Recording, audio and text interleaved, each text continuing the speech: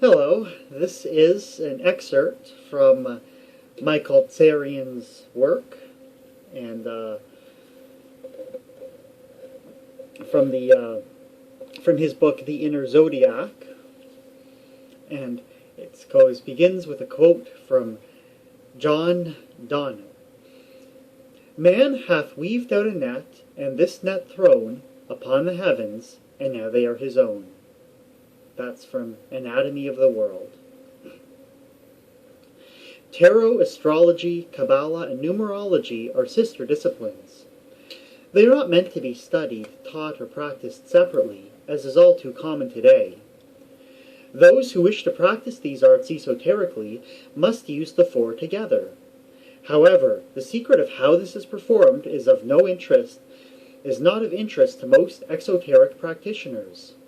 The glue, so to speak, that holds the four great arts together has been ignored and largely forgotten. Fortunately, it has been rediscovered and explained in the teroscopic system. In this regard, the teroscopic system signals a major revision of what we presently know about the Hermetic arts of divination. How important are the divination arts? Well, on the subject of astrology, many great sages have spoken. Swiss psychologist Carl Gustav Jung accurately wrote, "Astrology represents the summation of all the psychological knowledge of antiquity." In The Secret Doctrine, Helena Petrovna Blavatsky emphasizes astrology's ancient origins. Whether the origin of the zodiac is Aryan or Egyptian, it is still of immense antiquity. Simplicius, 6th century AD, writes that he had always heard that the Egyptians had kept astronomical observations and records for at least 630,000 years. Diogenes Laertius carried back the astronomical calculations of the Egyptians to 48,863 years before Alexander the Great. Americanus Cabela corroborates the same by telling posterity that the Egyptians had secretly studied astronomy for over 40,000 years before they imparted their knowledge to the world. Of the many differences between teroscopic and conventional astrology, that of greatest import concerns what I refer to as the inner zodiac. Contrary to what is believed by exoteric practitioners or the ancient round art, the zodiac is not merely an external phenomenon. On the contrary, it is a psychic apparatus. It is an enfolded attribute of the psyche, an ancestral image embedded within the so-called race memory. In Jungian parlance, it is a constellation of archetypes projected by consciousness into the external world. A man's destiny, they say, is written in the stars. All he'll ever do, all he'll ever love, all he'll ever be. If this is true, as I now suppose it must, only one question remains. Who does the writing? Introduction. The Picture of Dorian Gray, by Oscar Wilde, Curtis Signature Collection. As seasoned students know, the study of astrology and its sister divination arts reveals the secret connections between psychic and physical energy. Irish Druids, Egyptian Amanists, Native American shaman, and members of the stellar cults of the ancient world understood the subtle relationship between mental processes and physical events. Long before the advent of the modern age, before quantum science and holographic theory, sages of old knew about the so-called implicit order and deep relationship between consciousness and matter. They knew there was no essential difference between microcosm and macrocosm. After the great stellar cults fell from power, two changes occurred which had negative consequences for existence. Firstly, in the astrological canon, the sun replaced the stars as the dominant principle, or in other words, sun gods such as Amun-Ra, Horus, and Aten gained supremacy over ancient stellar deities such as Set, Thoth, and Taurat. And, secondly, the ego became the center of the psyche. Consequently, the antique precepts of astrological divination were gradually ignored. Knowledge of the inner zodiac was lost, and men began believing in the fallacy that consciousness and destiny are affected, in some undefined manner, by distant rocks floating in space. This magic rays nonsense continues to be promulgated and accepted by exoteric practitioners of the so-called New Age movement. Regrettably, the prevalence of this fallacy means scientifically minded men remain contemptuously dismissive of astrology. They turn from arcane metascience, which might otherwise receive positive attention. The word zodiac, from the Greek zoon, means living creatures or living beings. This emphasizes that the zodiac is a living phenomenon. If the signs of the zodiac are discovered in the heavens, they got there by way of the psyche's strange but scientifically acknowledged capacities of projection and inflation. In short, the famous horoscope of 12 signs exists above us as an omnidirectional cinema-like projection of the innate 12-fold divisions of consciousness. As the 12 disciples of Jesus represented aspects of his own consciousness, so do the 12 signs of the celestial zodiac represent the 12 archetypal facets of the psyche. Hermetic arts not founded on this fundamental precept are inauthentic. Astrology not based upon this precept is, in our opinion, not true astrological divination. Know that the philosopher has power over the stars, and not the stars over him. Paracelsus.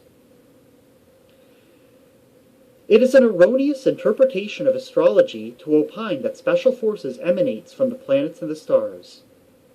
R. A. Schwaller, de Lubitz, Sacred Science. The collective unconscious appears to consist of mythological motifs or primordial images, for which reason the myths of all nations are its real exponents. In fact, the whole of mythology could be taken as a sort of projection of the collective unconscious. We can see this most clearly if we look at the heavenly constellations, whose originally chaotic forms are organized through the projection of images. This explains the influence of the stars as asserted by astrologers. These influences are nothing but unconscious introspective perceptions of the collective unconscious. Carl Jung.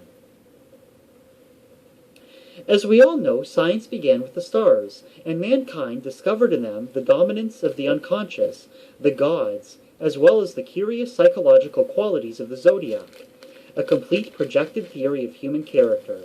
Ibid.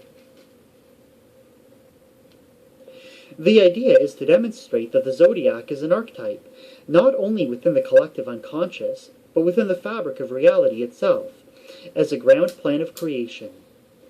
This archetype has not been invented. It exists, and knowledge of it has been developed in step with evolving human consciousness. Denis Elwell. Another important difference between teroscopic and conventional astrological systems concerns the connections between astrology and tarot. Indeed, we can go so far as to say that tarot is the most precious hermetic art. This is because it alone makes use of a rich palette of archetypal images that resonate with deeper dimensions of consciousness. Sadly, as in the case of astrology, the tarot has long been misunderstood and misrepresented. It was not created by gypsies, is not expressly for the use of fortune-tellers, and not merely a pastime for those who enjoy card games. The alphabet of Thoth can be dimly traced in the modern tarot, which can be had at almost every bookseller in Paris. As for it being understood or utilized, the many fortune-tellers in Paris, who make a professional living by it, are sad specimens of failures of attempts at reading, let alone correctly interpreting the symbolism of the tarot without a preliminary philosophical study of the science. Madame Helena Petrovna Blavatsky. The medieval pacts are hopelessly corrupt or otherwise far from presenting the ancient truth of the book in a coherent system or shape of lucid beauty. Aleister Crowley, The Book of Thoth. We emphasize that each man is his own priest and each woman her own priestess. This doctrine was taught to adepts in ancient times, before the rise of orthodox religions and oppressive political and educational institutions. Ancient elders emphasized the need for independent moral and spiritual development. The purpose of the Hermetic art is to aid men on their journey towards psychic hygiene and wholeness, or as Carl Jung expressed it, toward individuation. Ancient adepts knew a toxic, virtueless man cannot hope to have healthy relationships with other human beings. More importantly, they knew such a man has a dysfunctional relationship with himself. Texts and inscriptions from antiquity leave us no doubt about how important selfhood and self-discovery were to ancient elders. Self-realization is necessary before God-realization. Vedic adage. Know thyself. Inscription at Delphi. He who knows himself knows God. Clement of Alexandria. The most excellent and important among all forms of knowledge is therefore self-knowledge, for if one knows himself, he can also know God. Clement of Alexandria. Jesus said, "If you have gained this within you, what you have will save you. If you do not have this in you, what you do not have in you will kill you." Gospel of Thomas. I pray thee, O God, that I may be beautiful within. Socrates. According to Bishop Athanasius, the Christ is the spiritual self within each person. Tony Bushby, The Bible Fraud. The Egyptians had no vicarious atonement, no imputed righteousness, no second-hand salvation. No initiate in the Osirian mysteries could possibly have rested his hope of reaching heaven on the Galilean line of glory. His was the more crucial way of Amenta, to tread with the guidance of the Word, that step by step and act by act he must himself make true. Gerald Massey, Ancient Egypt, Light of the World.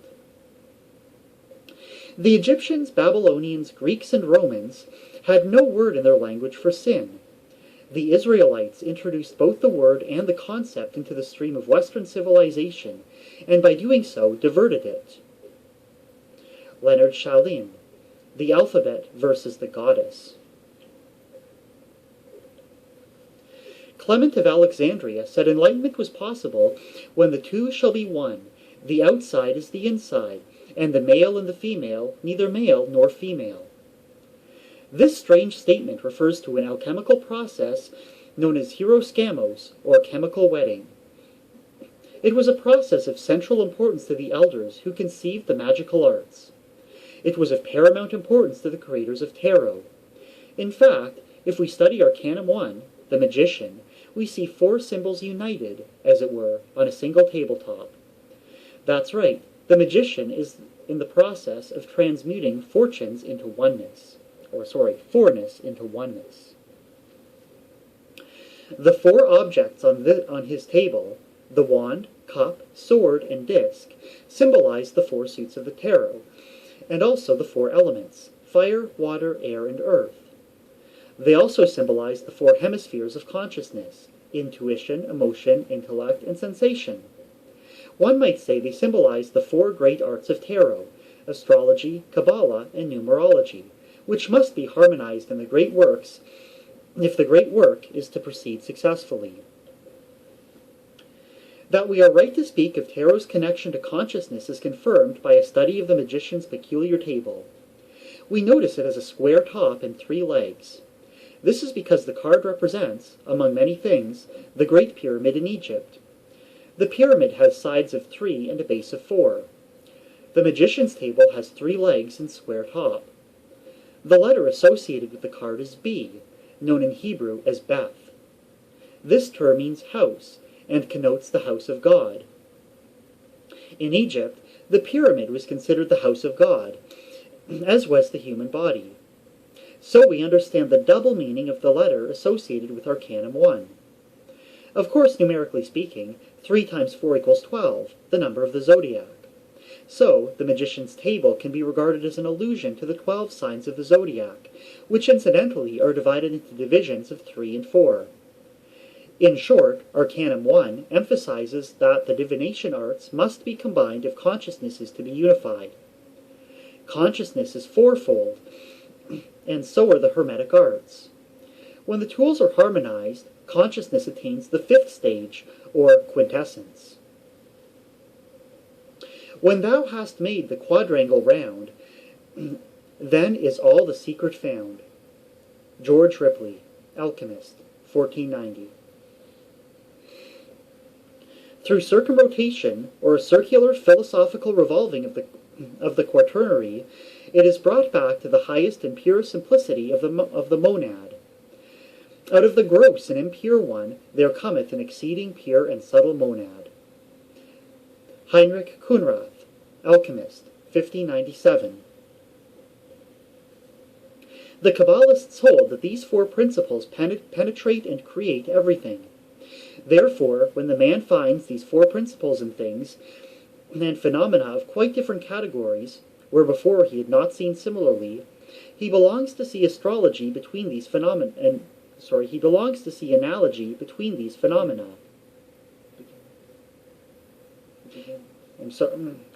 He begins to see analogy between these phenomena, and gradually he becomes convinced that the whole world is built according to one and the same law, and one and the same plan.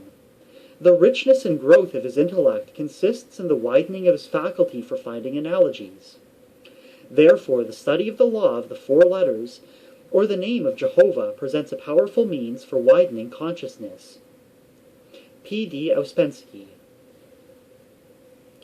The major arcana has esoteric correspondences to the Egyptian, Hebrew, Irish, and English magical alphabets, Kabbalistic tree of life, chakra system, alchemical process, precession of the equinoxes, process of individuation, yearly maturation of a human being, personality types, sequential movement of historical centuries, from the 1st to the 21st, periodic table of elements, and several other esoteric and exoteric phenomena.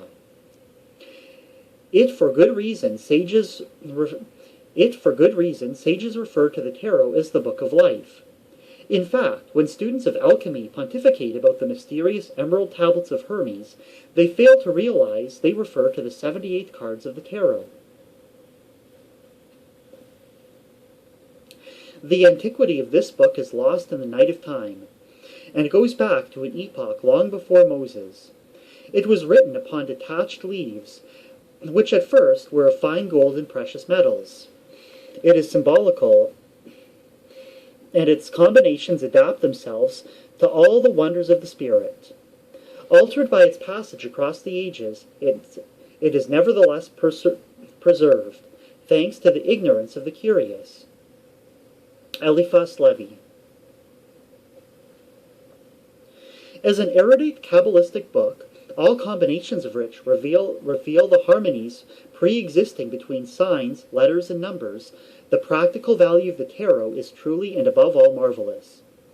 A prisoner devoid of books, had he only a tarot of which he knew how to make use, could in a few years acquire universal science, and converse with an unequaled doctrine and inexhaustible elegance. Ibid. The tarot embodies some symbolical presentations of universal ideas, behind which lie all the implicits of human mind, and it is in this sense that they contain secret doctrine, which is the realization by the few of truths embedded in the consciousness of all.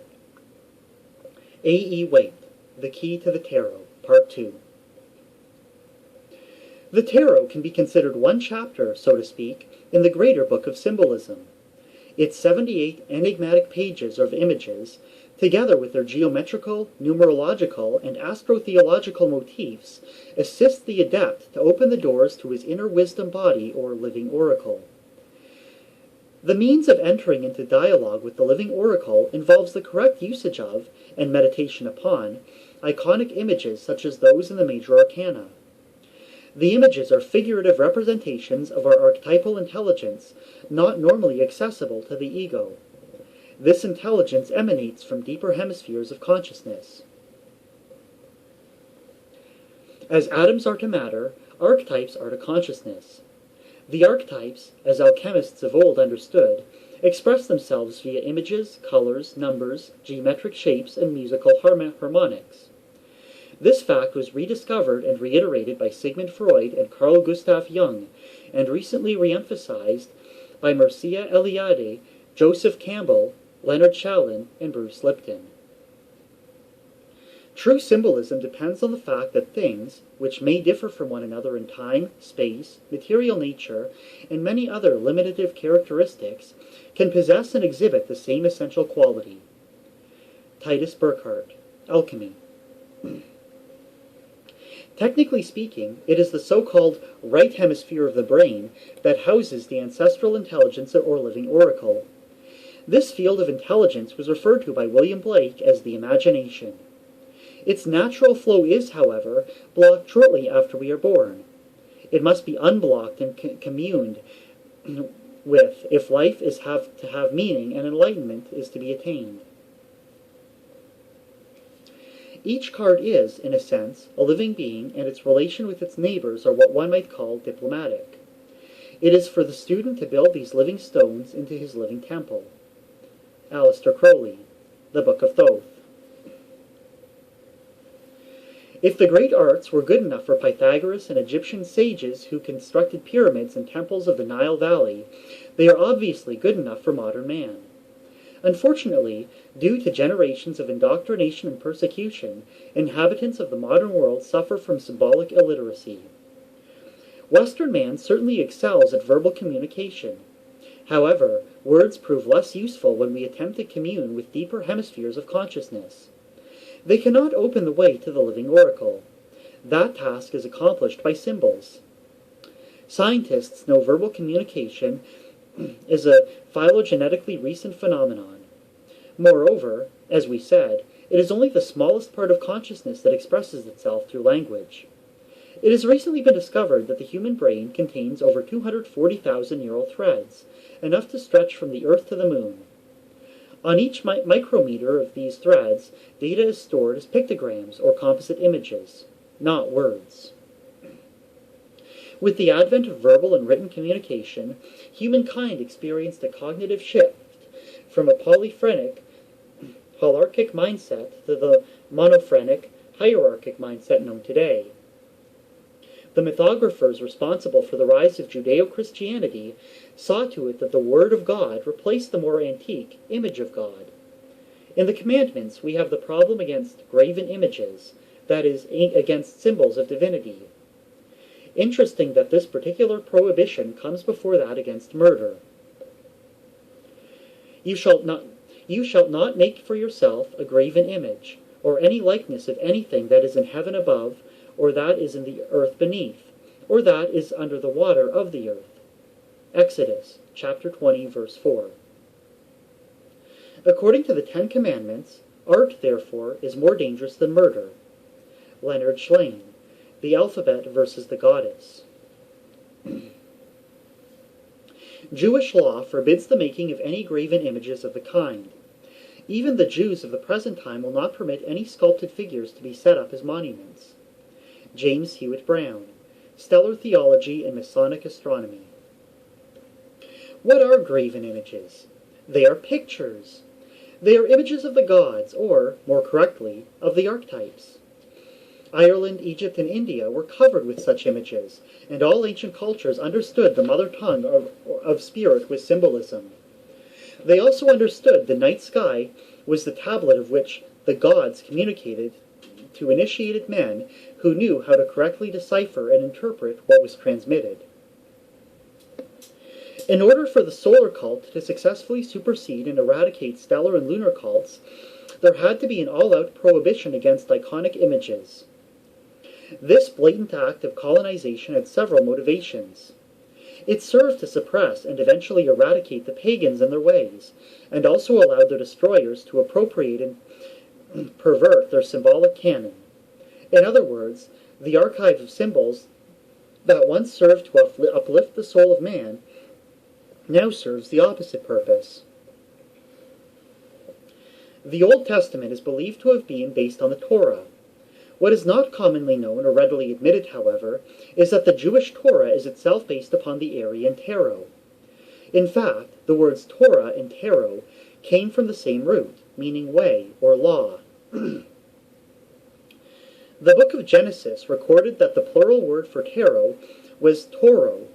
Therefore, the Torah represents a singular body of instruction or guidance in book form, and the tarot signifies the plural version containing 22 individual picture cards of instruction or guidance.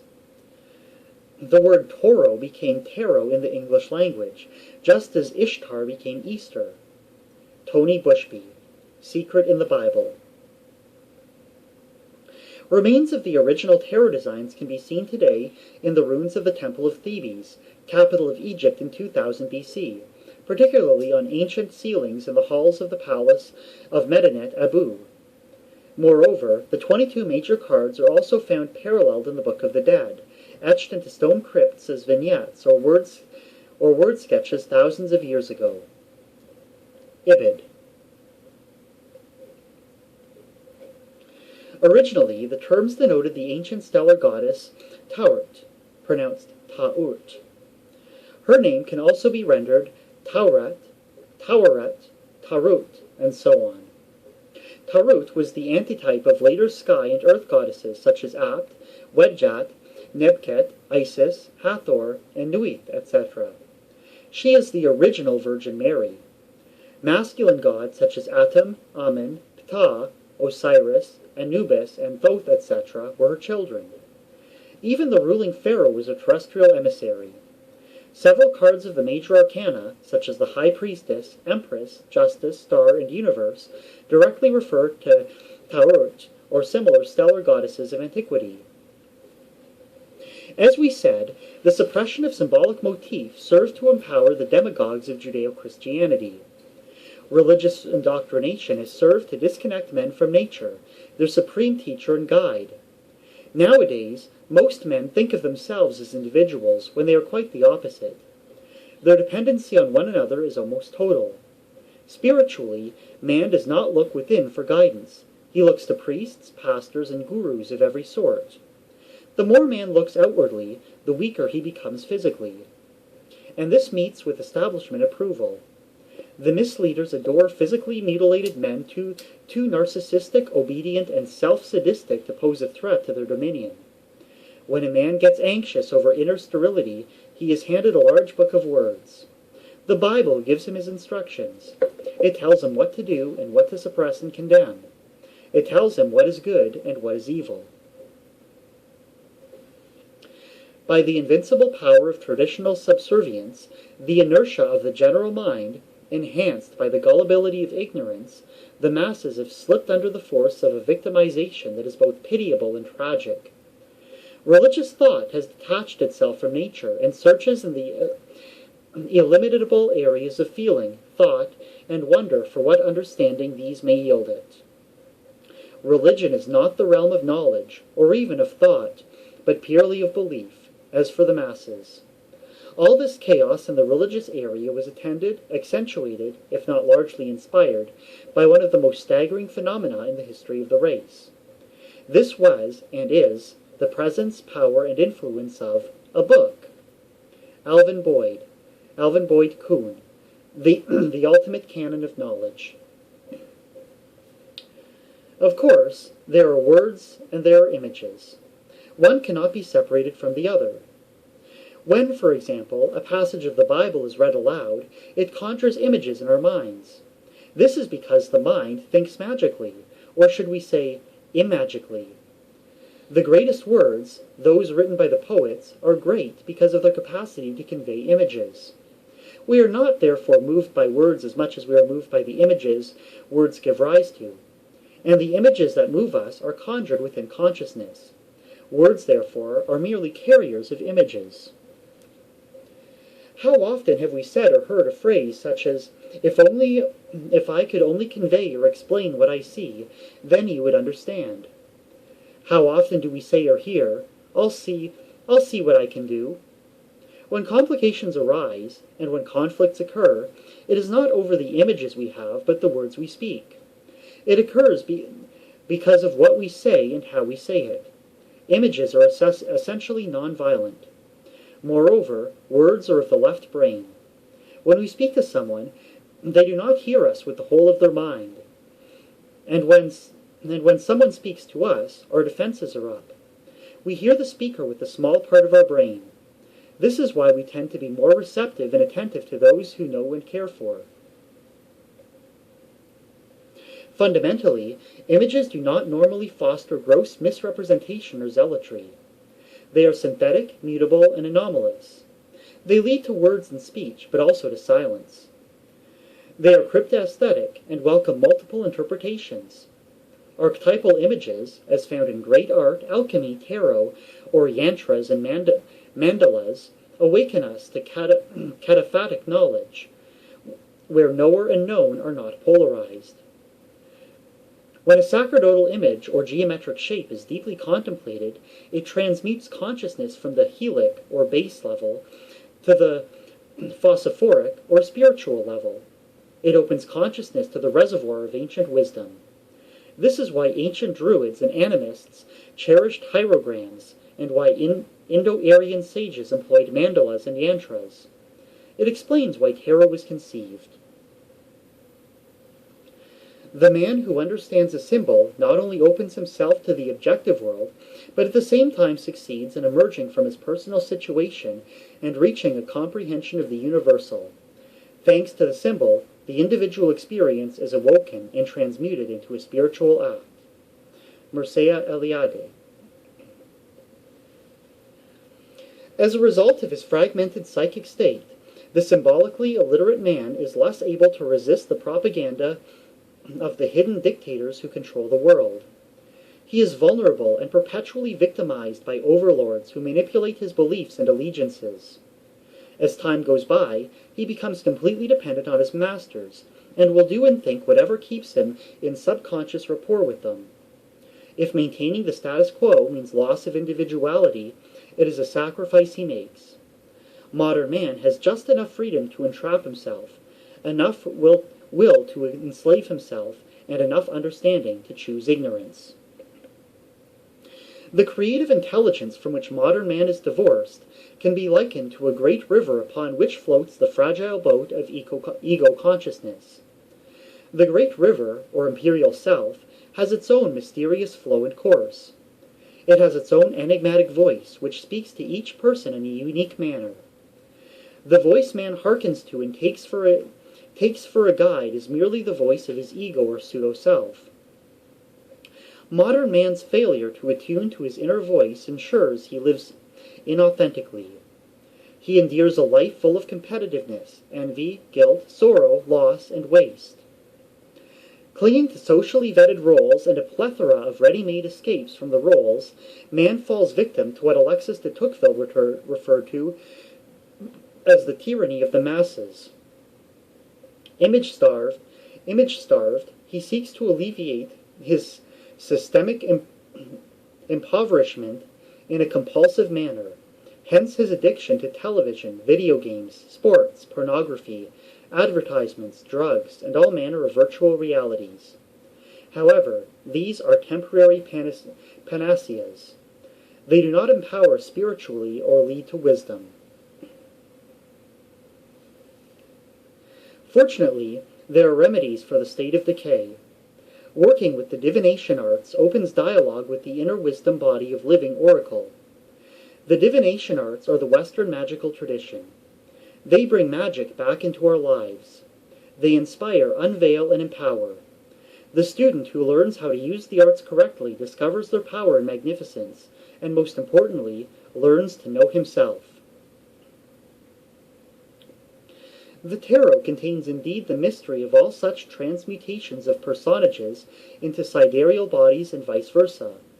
The Wheel of Enoch is an anarchic invention, the most ancient of all, for it is found in China.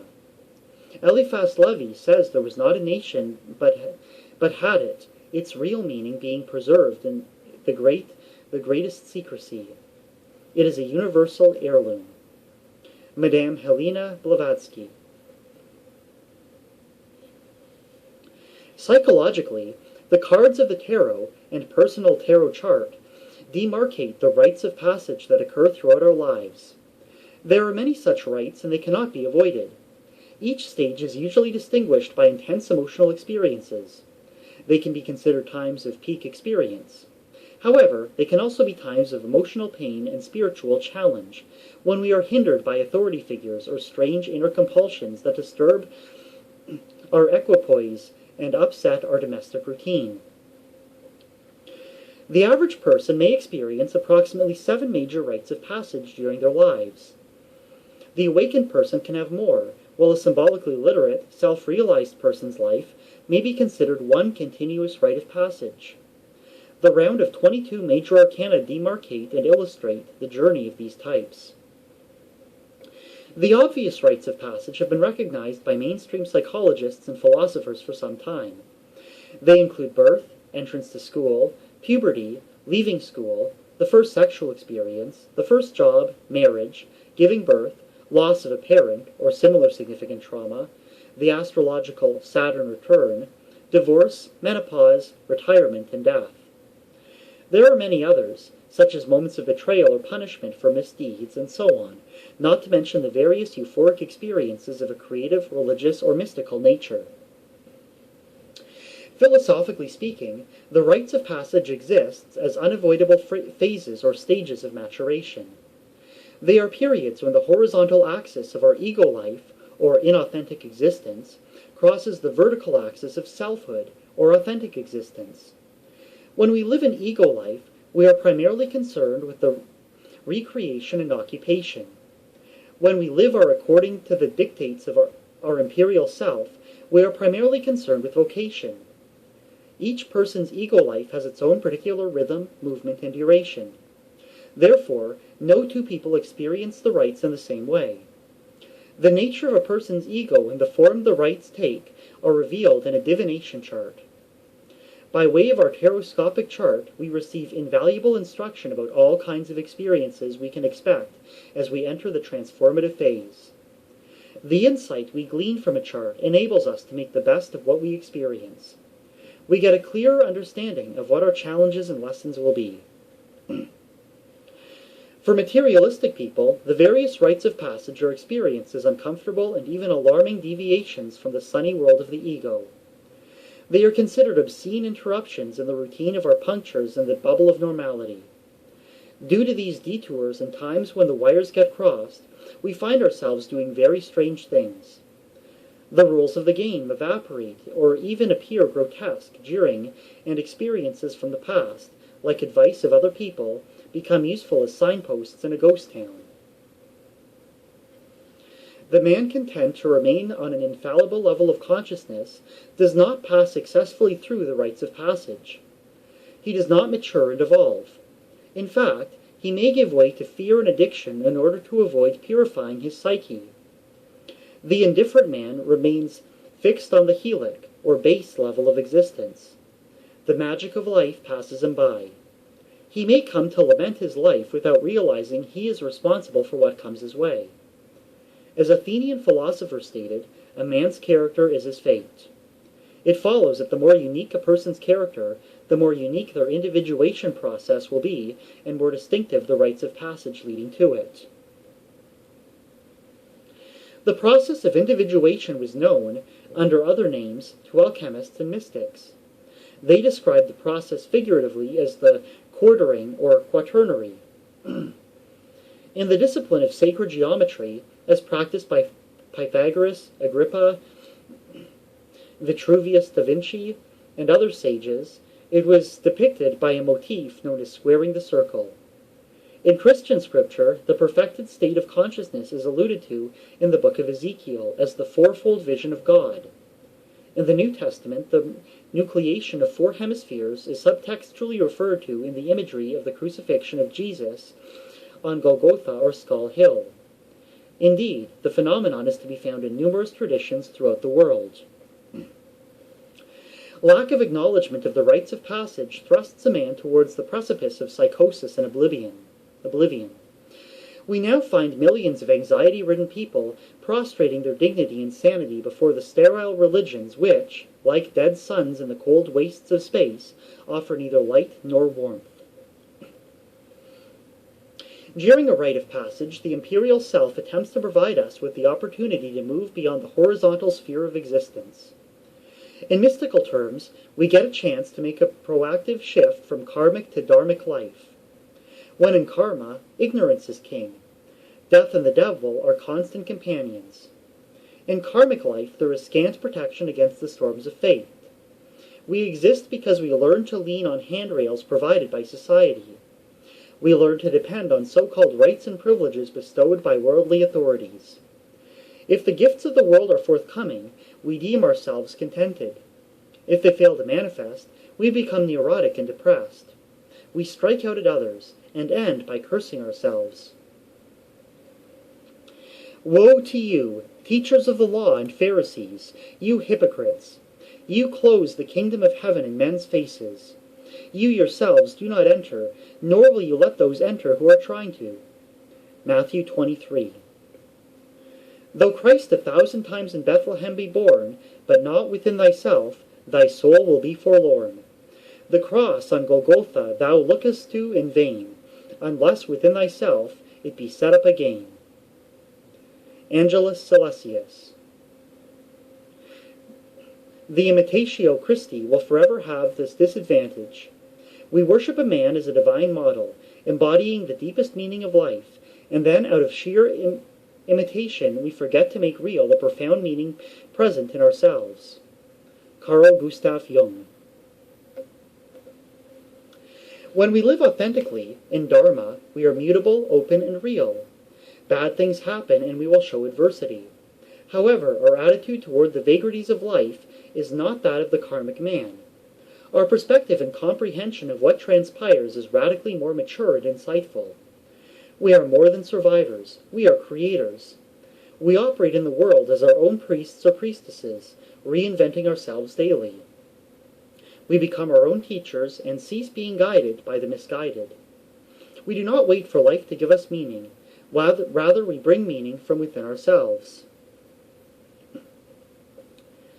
We don't receive wisdom. We must discover it for ourselves after a journey that no one can take for us or spare us. Marcel Proust. In order to actualize our Dharma, we must first clean our emotions and psyche. This in turn means enduring many sacrifices. We come to understand what Sophocles meant when he wrote, "Nothing vast enters the life mortals without a curse." Nothing vast enters the life of mortals without a curse. Regardless of the nature or intensity of the rites of passage, we are not condemned to go through them blindly. The four great arts of divination, when correctly applied, provide us with the pertinent information we need to negotiate them correctly.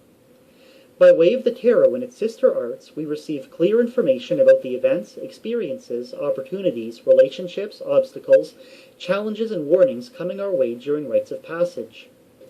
When correctly constructed and interpreted, our chart becomes an invaluable compass leading us safely through the shallows and depths of the omnidirectional ocean of life. After all, as we said, the zodiac and the chart are extensions of our consciousness. The chart merely encapsulates the directions and advice on our imperial self. God has placed at every man's side a guardian, the demon of each man, who is charged to watch over him, a demon that cannot sleep, nor be deceived. What greater and more watchful guardian could have been committed to us? So, when you have shut the doors and made darkness in the house, remember never to say that you were alone, for you are not alone, but God is there, and your demon is there. Epictetus. The divination arts of astrology, tarot, Kabbalah, and numerology are the only diagnostic tools to provide insight into the rites of passage. They were in the world long before high-priced psychologists and counselors who are good at the patch-up but not much good at prevention. Learning to create and interpret one's own teroscopic chart is enjoyable and empowering. Giving readings to other people is one of the best ways to serve humanity. Of course, the arts are merely instruments revealing the anatomy of a client's psyche. They reveal what lies hidden from conscious awareness. The tarot can be thought of as a cathedral. Individual cards operate like a cathedral's beautiful stained glass windows, and spreads can be likened to the light which passes with varied intensity through the windows. An adept reader merely relates to his client what their own empirical self seeks to reveal. From mundane domestic issues to the great questions of life, the divination arts provide answers and guidance. Perhaps there is a pattern set up in the heavens for one who desires to see it, and having seen it, to find one in himself. Plato. It is beyond question that the great ancient design of the zodiac is a wondrously conceived graph aimed to depict the structure of the logos, the pattern or creative evolution, the essential constitution of the universe, and the course of the current life in the cosmos, and by analogy in man the microcosmic replica of the macrocosm. Man was to fashion his new body of spiritual glory after the pattern of the heavens, the frame of the heavenly or zodiacal man, the primal Adam. Alvin Boyd Kuhn. Simply put, our lives can be compared to a great and complex jigsaw puzzle. We are each committed to put the myriad pieces together and finish the picture. However, with any real puzzle we get, if we choose to first see the picture on the lid of the box before we begin. Seeing the overall picture is essential if we are to complete the jigsaw. It is a glimpse of the cover that tarot and other divination arts provide.